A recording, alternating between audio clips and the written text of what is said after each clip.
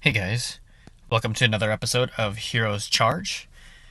Today we're just going to do some random fun here. Nothing specific, no specific episodes or guides or walkthrough. We're just going to have a little bit of fun here. So, one of the things I did want to mention first and foremost in today's episode is that I had done a previous episode about the Heroes Camp. And one of the things that I had been struggling with at the time was upgrading the War Hall from level 3 to level 4. Part of the reason that I struggled in doing so was that the capacity in the vault, as you can see here, it's still level 3. I haven't had an opportunity to upgrade it yet, but it only holds 86,500 of wood and ore, and then only 17,000 mercury, which is not very much compared to the cost of those supplies that it took to upgrade the war hall. So I did make it to level 4, as you can see here, so actually very excited about that. And you can see obviously I can store some additional resources and stuff since I've had the luxury of being able to do so. But really, if I'm honest, the trick that I used in order to get Warhol level 4 was the furnace. This is the part that worked really well for me. Now what I did is I took something that I had a great surplus of, and we basically disassembled it here in the furnace to create a high surplus of resources.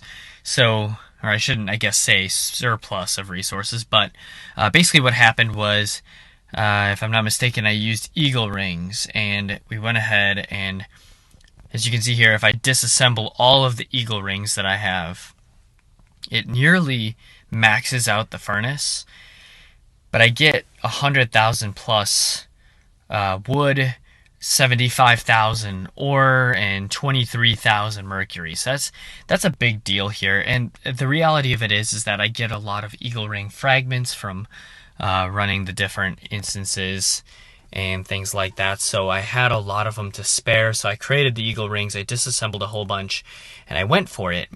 Now the one thing that I was really nervous about was that everyone was going to steal my resources, right? Like if you go back to that episode, I want to say it's maybe the first episode that I ever did on Heroes Charge. So go check it out if you haven't already. But I want to say that I was kind of hovering around like 90 to 95,000, wood and ore. And you needed 250,000 in order to upgrade the war hall. So now, I mean, you can see now if I go to try to do it, you need an absurd amount. 550,000 is just crazy. But my concern was that if I can only protect about 87,500 resources, how am I ever supposed to get to 250,000 without people coming in and stealing it all? And I'll tell you the little trick that worked for me. So I did some battling.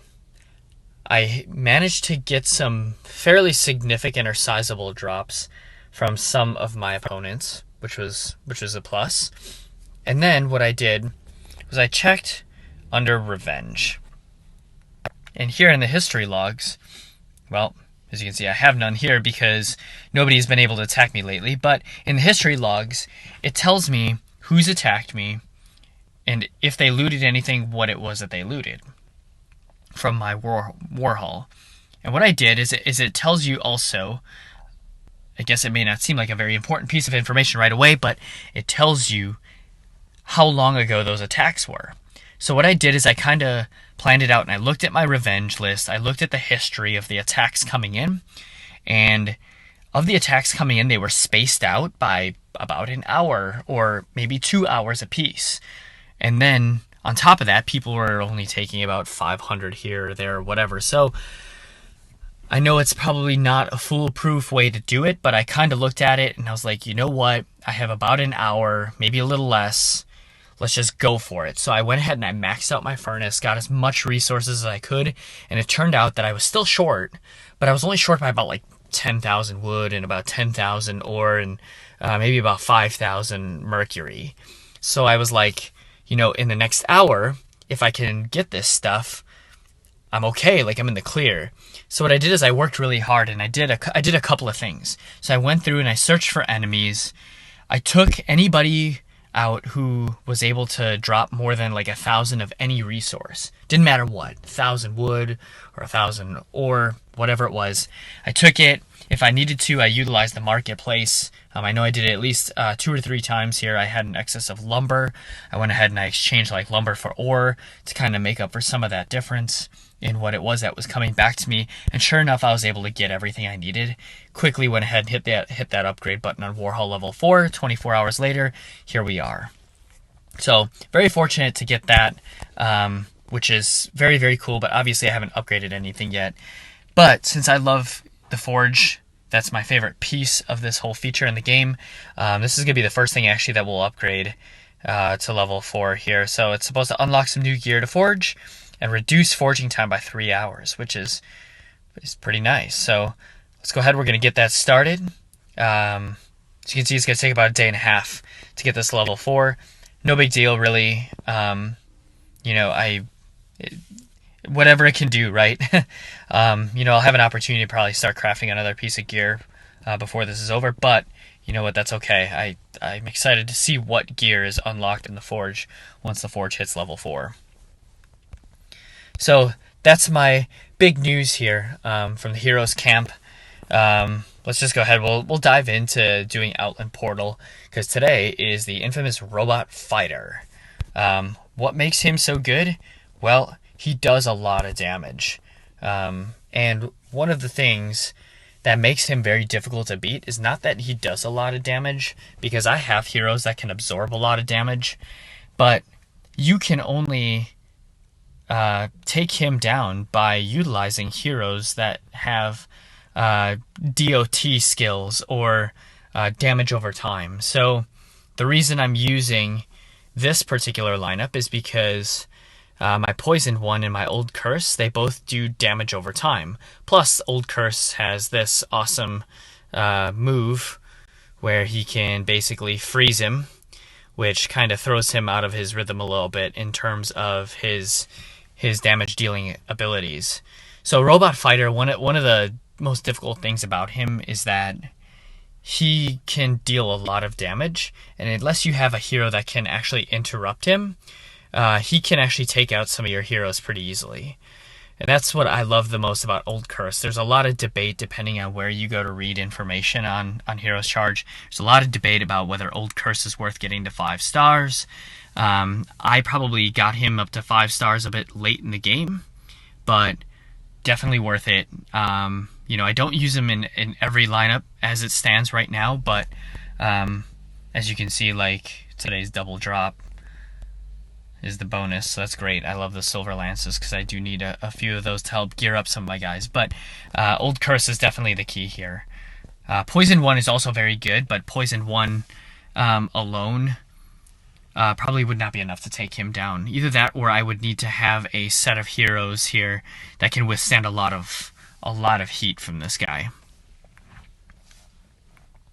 So as you can see here, just between the two, I mean, you can see his health meter decreasing fairly significantly on auto fight on this level. So one of the things that's actually pretty cool, and we'll actually take a look at this right after that, but I am just about done completing the legendary for Old Curse, for Poisoned One. Old Curse, I don't believe, has a legendary available in the game to this point.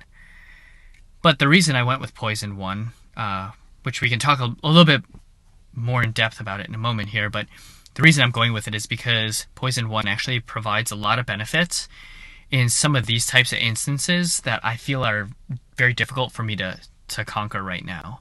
I know I'm doing this one on auto fight, but even if I wasn't doing it on auto fight on the difficulty above this, I really don't have any chance of being able to beat him. So I think it would be really good to have a hero like Poisoned One to red, and with his legendary unlocked, I think that would make an extreme difference, or an extreme impact. So we'll actually flip over to campaign here, just so I can do this, because I only need one more fragment in order to at least get to that point. So this is really the only time I use my raid tokens. And of course I'm going to get it right back as I get my 60th piece here. So I'm just going to back out of here. That's perfect that I get it on the first drop. Now let's see, Poisoned 1, as you can see here, I have everything needed to craft his gear. So we'll get that fossil relic, craft this fossil wings, and bam, there is the legendary gear. So that is perfect. So now he needs to participate in completing Robot Fighter, level 5 or above for 4 times. So this really sucks, actually. If I would have done a little bit of research ahead of time, I would have done these 2 tasks in the game the other way around. So this is perfect. However, basically, all I need to do is have Robot Fighter show up twice more, and we'll be all set. So, well, all set with this portion of the legendary quest. But unfortunately, Robot Fighter will not be coming anytime soon here. So when's the next time we have Robot Fighter? It's going to be, so today's Monday, so Tuesday, Wednesday, Thursday, Friday, Saturday, so Sunday. Man, sucks. Or actually, sorry. So Tuesday, Wednesday, Thursday, Friday. So maybe Saturday will be the next time that I have Robot Fighter. Man, that's kind of a bummer. But anyways, again, I'm playing the game real life for you guys, so I'm trying to do my very best. But as you can see here, I'm getting pretty close to getting him to red level as well. I mean, a Crusade Sword isn't too terribly bad to try to go out and get. I do need another one of those along with the Silver Lance for the Ghost Spear, and obviously the Cross Swords are a little bit difficult just because I need the Crusade Sword and the Scimitar. So hopefully we'll get lucky and we can get some of those things. But yeah, we'll see how that fares. Once I get it all wrapped up, a few episodes hopefully down the line from now, we'll be able to kind of revisit this, and hopefully there's not going to be too many comments on the channel or anything grilling me about how I did these 2 things backwards. But this is going to wrap up the episode for today, guys. I know this is a little less action than you guys are used to seeing over the last few episodes and things like that, but don't worry, we're going to pick up the action back up on the next one. Hope to see everyone there. Have a good one.